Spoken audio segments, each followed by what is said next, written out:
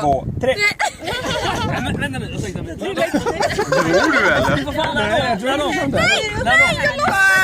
inte. Maja. Man skämmas för det varenda gång. Men vänta nu, alltså, ni har ju glömt hela principen nu. Jag har ju fortfarande inte sett. Nu kommer ingenjören. Ja. Ska lära er ett och annat. Nej. Jag ser det här. Intentionskatapult.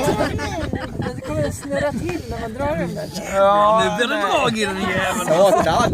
Men hur ska den ligga still nu? Axel! Du får hålla den. Okej. Axel, vi behöver en ingenjör. Vi riktar in den nu Axel, här. ingenjören! Vi behöver hjälp. Sikta på hans summan där borta, ni jävel.